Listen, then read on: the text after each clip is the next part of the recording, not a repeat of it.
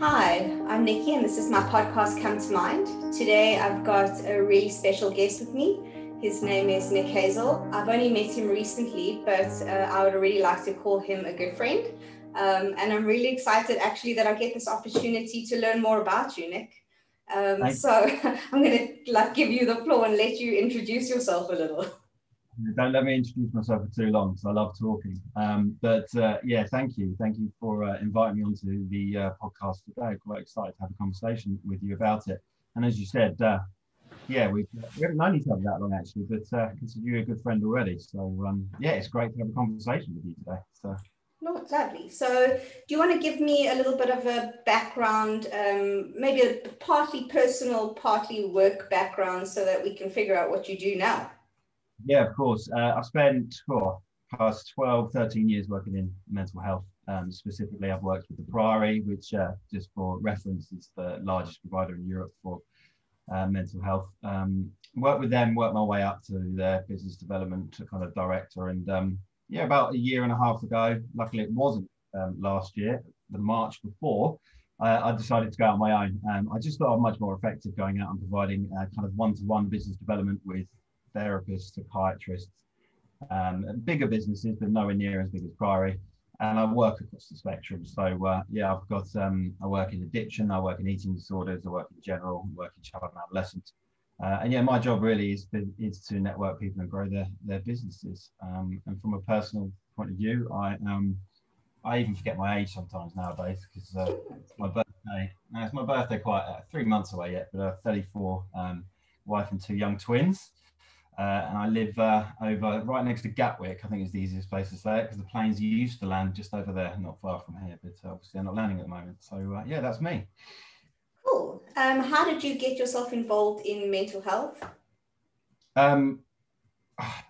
Love to say there's an amazing story behind it, and it was, you know, really always been my aim, but it wasn't. I left university when it was the market crash. There were no jobs, so I was working 5 jobs. I ended up in travel, actually working in travel for a good 2 or 3 years, and then I just wanted to get into a kind of a bigger business and a different market from that. And at the time, my wife worked at Priory, and she just said, "Look, there's this job as an admin sales support.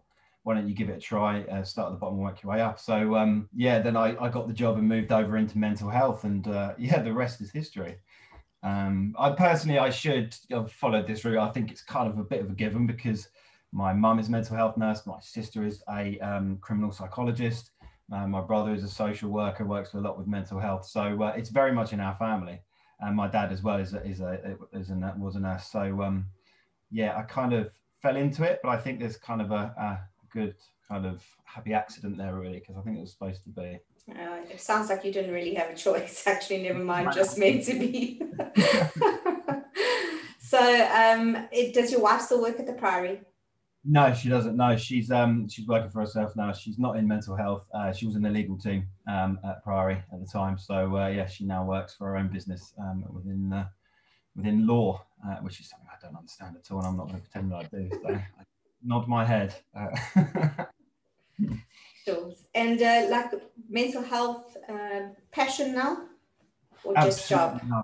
Absolutely no. I wouldn't do this if I didn't enjoy it. I think, you know, if for those that have ever been through therapy will know this, that you've got to do something that you enjoy and that you're passionate about, because then it's not work, is it?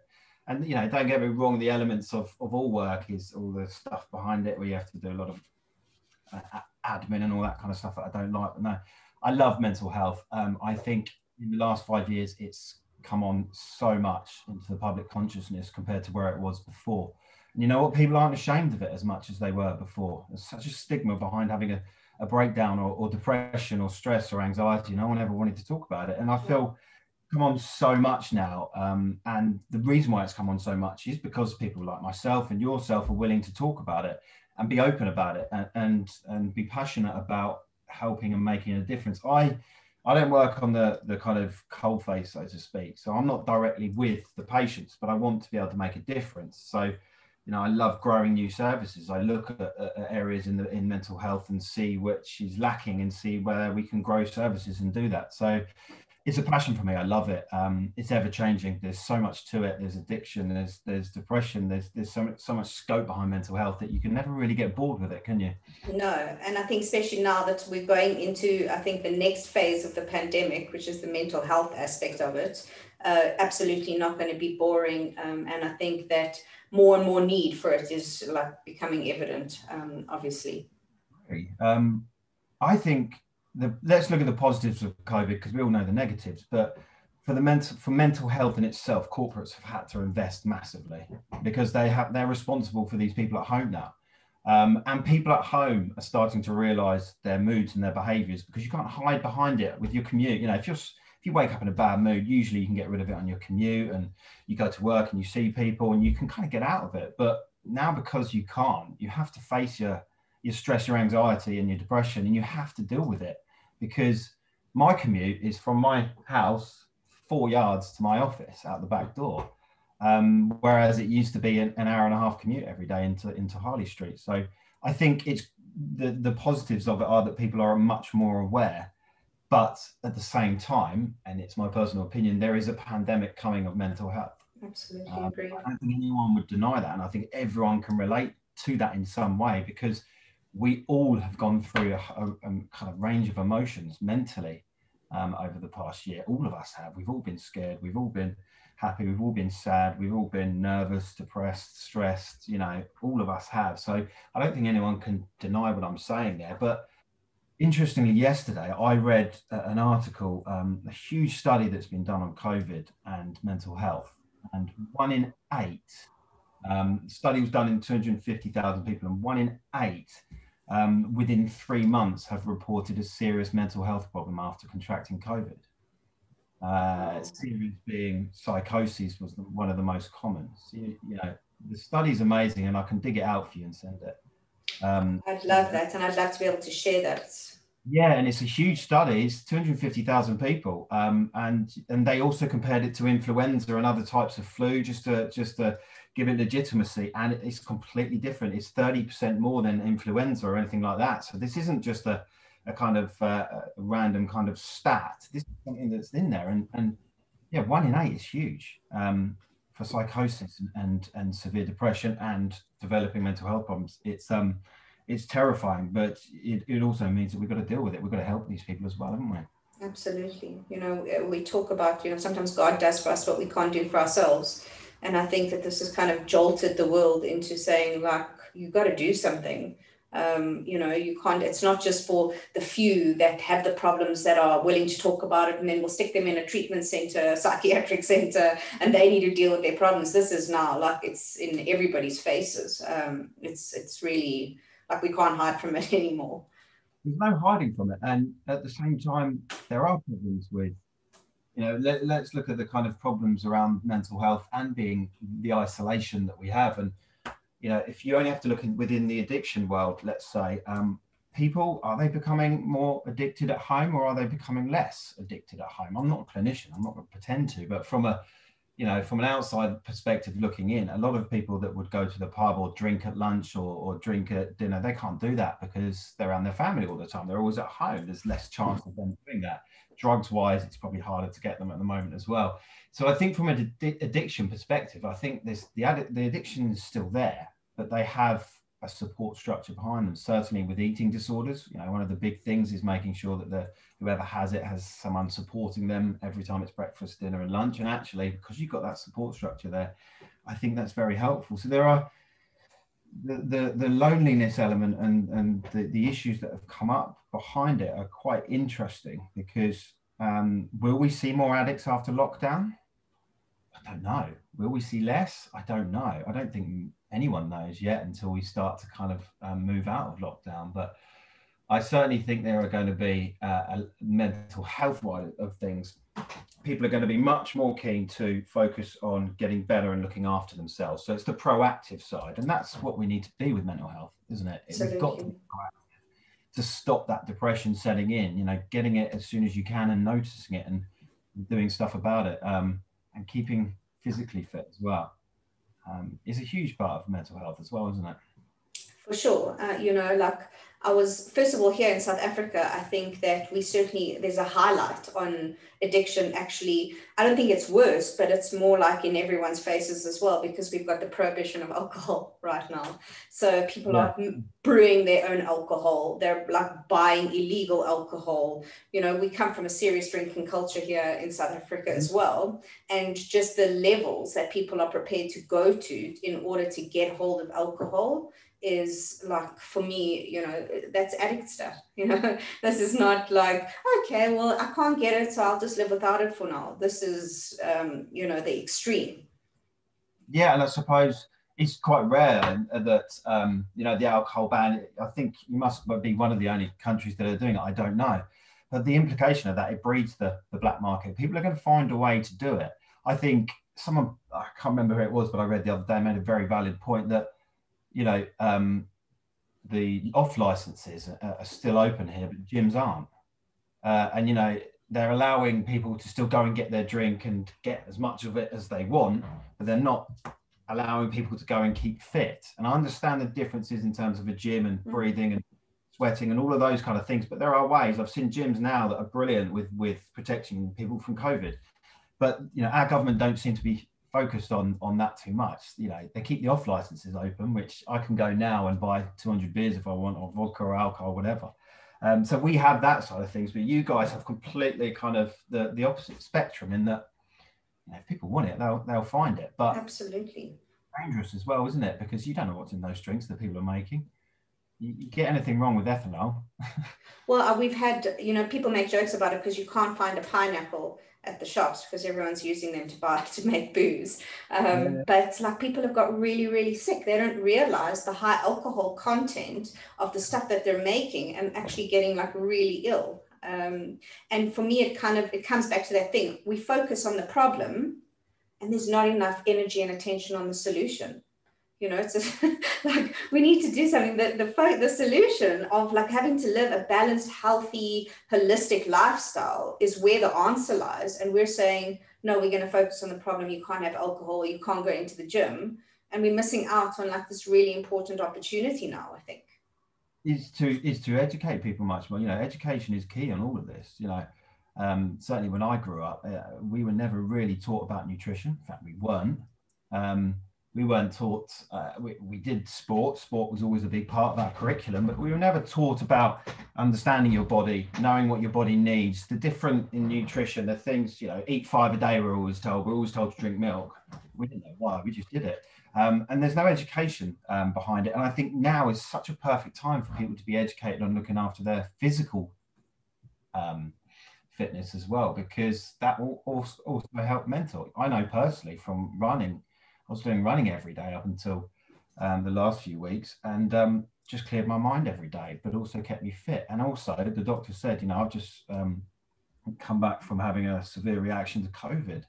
And one of the things the doctor said to me was, it's really good that you know, you kept yourself fit, because it put you in a great position when I was, my lungs were struggling. But I had to research all of that by myself. You know, there wasn't anything out there that pushed me towards it. It was just my anxiety towards getting COVID. But there's, you know, so there's the physical side of things that we have to really focus on as well and educate people on. And now's the time to do it. People have got a lot of time. You know. that they do.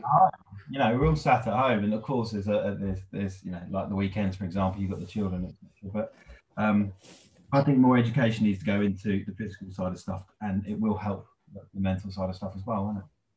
For sure. And then I also am thinking about like the work that you do in terms of helping people grow their practices, grow their businesses. Like, how does that actually work at the moment? And can you explain the importance of that right now, based on like what we're talking about, that now is the time for mental health to become the focus? Yeah, now's the time for mental health to be on focus. I'll go back to when it was, back when lockdown really, sorry, I say lockdown, I'm kind of generalizing there, but you know, last April, let's say, when it was really a lockdown across the world, that's when certainly the UK was down and most places were. And back then I was speaking to people for March and April, and there was a huge amount of, and clinicians I was talking to, there was a huge amount of anxiety and stress. And then all of a sudden everyone's businesses just dropped off a cliff. And you're talking about big businesses that have been doing this for years, or clinicians that have just always been busy, all of a sudden, nothing. And what was really interesting was I was getting contacted by so many people saying, I haven't done any marketing or business development in 5-10 years. I haven't needed to, because I've just always had a steady stream of patients that come through my usual referrers. And that's dried up. Like, I don't know what to do, like, help me. And I was quite surprised by that at the time. That a lot of people's businesses, people were very anxious, and those people that were really successful all of a sudden needed help. And when I say help, I'm very lucky because I spent 9 years at Priory, and I spent a lot of time working with private GPs, psychiatrists, therapists. So I built up a huge network, and that's what I do within business development. Is I put people together, because I have such a wide network. I meet with about 40 or 50 clinicians a month. And I help develop their business. And when someone comes to me and says, I need to grow my business, whether it's a large business or an individual practitioner, a lot of that will be networking. And it's really obvious stuff, but we do all forget to network at times. And no one really, some people, before we used to have to go into rooms of 100 people and walk in and your name tag and hope for the best. Really daunting, and you bump into people and you forget their name. So you're trying to look at their name tag without them realizing, all of those types of things, and small talk and walking into a room with people. It's hard, and people found that quite hard. Even some of the best clinicians I know found that hard still. And what I realized very quickly was we've got to replicate that somehow. How do we bring people together while being very far apart? Because they need it and we need it. Started up a big webinar series. I thought that was great. I spoke to someone. I said, look, I'm speaking to so many therapists and psychiatrists and GPs, and they're all just saying, I feel alone. I feel really lonely. We know that a problem shared is a problem halved. So I just decided to do a webinar. And, we were inundated for that first webinar. 95 clinicians across the world, from America through to Asia. Some people were on there at 1 a.m. I tried to do it at a good time, but they're on at 1. And the one thing they all said was, it is so nice to see someone's face. It's so nice to just be reminded of people again. Oh, I forgot that person's doing this. I forgot that person's doing this. And, those webinars have grown purely because it's created a networking environment. And that's pretty much what my job is to connect people, but also grow services. I meet a lot of people and they say, I'm really, I met someone the other day that said, I'm really looking to grow lifestyle medicine. Can you help? And it's something that I know pretty well and I've researched quite a lot. So I'm starting to build up kind of a practice for them, in that they will have, you find a team, you build the team, you get everything going, you get the strategy going, and then off you go and sell it to people and get people out there and meeting different people. So my business development and what I do is connecting people. To put it very simply, it's hard to put what I do simply, because even when my friends ask me, I'm like, what do you do? I did tell my marketing guys, I said, I can't wait for this one, because he's actually going to explain to me what he does now, even though we've had so many chats.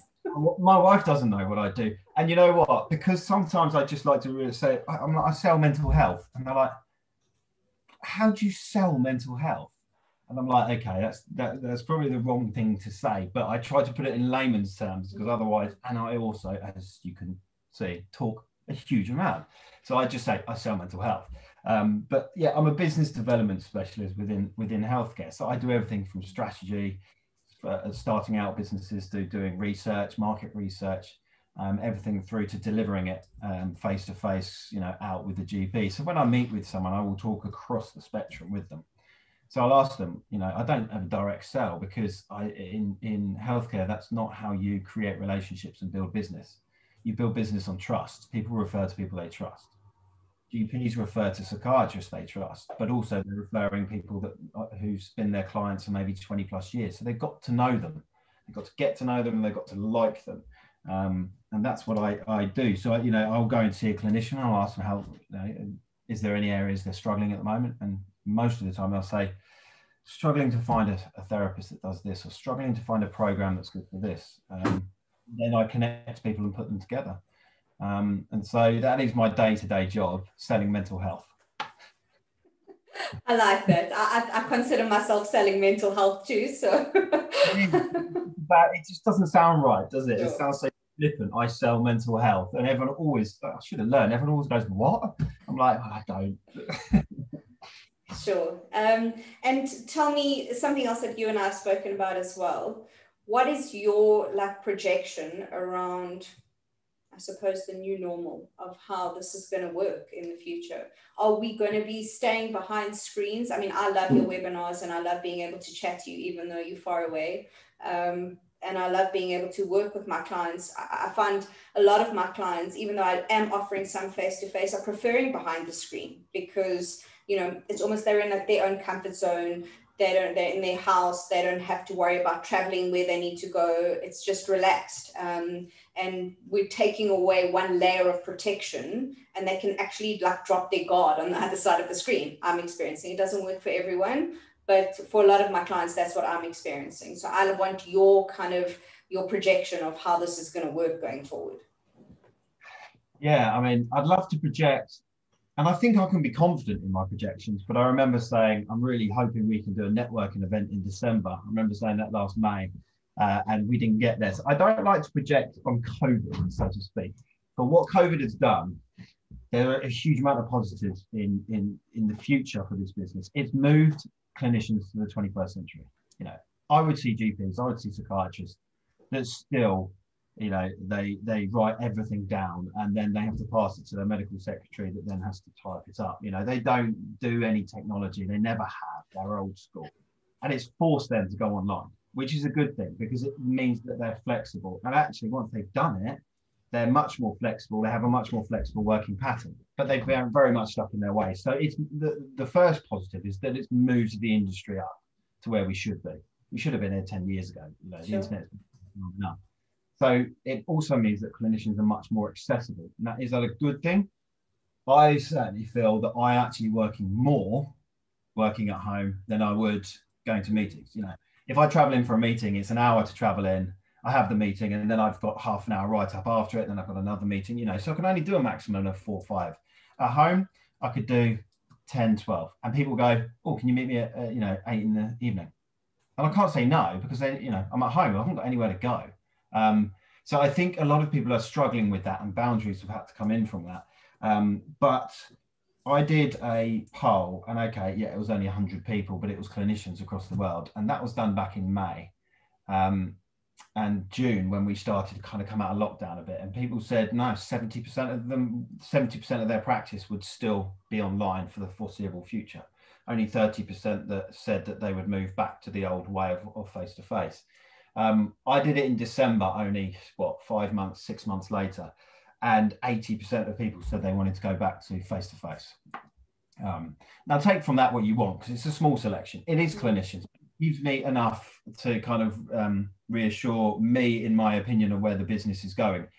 When we get back to any form of normality and COVID is kind of gone and in the distance, clinicians want connection. Clinicians want to do face-to-face. The webinar I did on Wednesday, Dr. Mowering talked, and one of the pillars of really helping you is connection.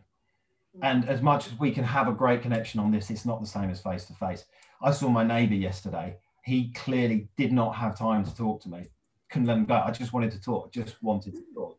So human beings want to interact, don't they? We want that. So I think in the future, certainly online, there's loads of elements. People have been sectioned online now. I know psychiatrists that have done that.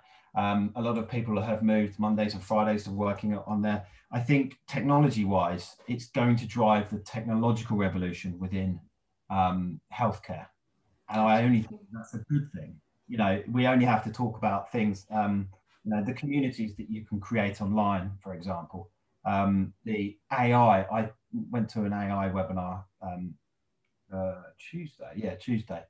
And very interesting what's coming in the world in terms of technology. I mean, it's physical care, but now, for example, there is this, it kind of projects your whole body. So let's say I've gone in for a liver scan because my liver's feeling dodgy. They can project a hologram of you, your whole thing. So it's basically you. And then they can zoom in and kind of pull into your liver and show you your liver and show you the damage and move it around. And I mean, that kind of thing, because, you know, we can't see anything inside of things, can we? But with that, it allows you to see it. And I think that will be amazing.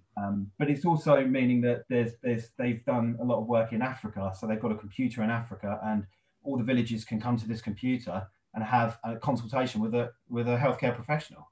So that's amazing where it's going. It's opening up all the doors for the mental health world.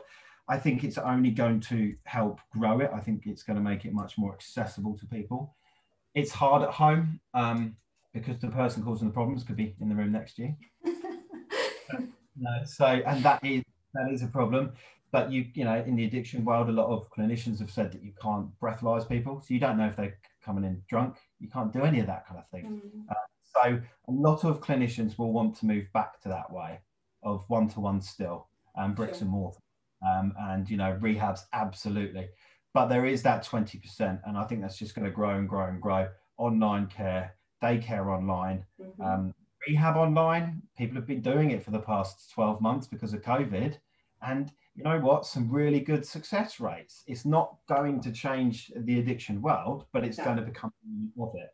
Nothing will beat bricks and mortar. Nothing will. Nothing will beat face-to-face. But the point is that market will grow because it is working. And the stats show that it is still being just as effective, more in mental health than addiction. But the stats are showing that. So it's a long answer because it's such a huge market, isn't it? But, within the next 2 years, once we've got COVID under control, which realistically is going to be the end of this year at the earliest, kind of across the world, because vaccination is going to have to come in.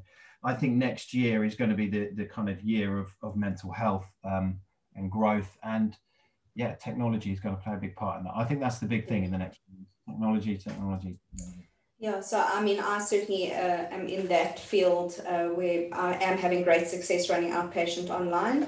And for me, having the face-to-face sessions is still to deal with those clients that have got like that fear of the technology, but also first and foremost, it's really for me to connect with colleagues. Like, it's not me necessarily needing to connect with my clients face-to-face, but just to be able to go and have a coffee and shoot the breeze with one of my colleagues, which I haven't been able to do. I mean, I really love my husband and I love my kids and I love my animals, but my goodness, I've seen their faces all day, every day for constantly, always.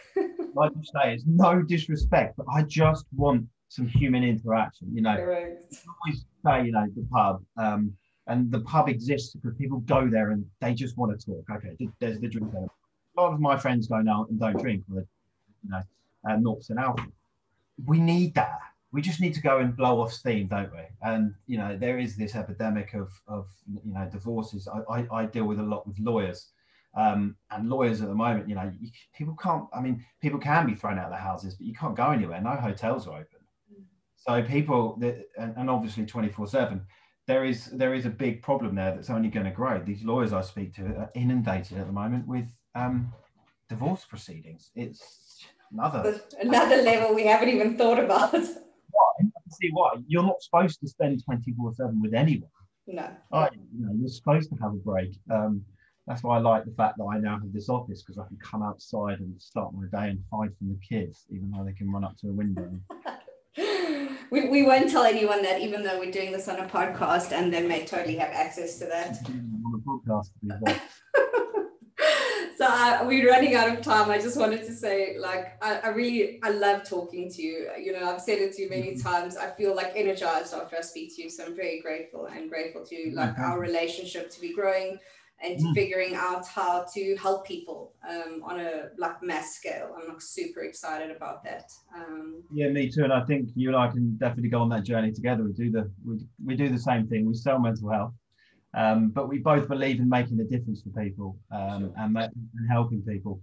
And I'm not on the coalface, so I can't, help people from a clinician's point of view. But if we can do that and help and drive and develop mental health and get it to the forefront, then absolutely, let's continue to do so. But thanks for your time. I love talking to you, as you know.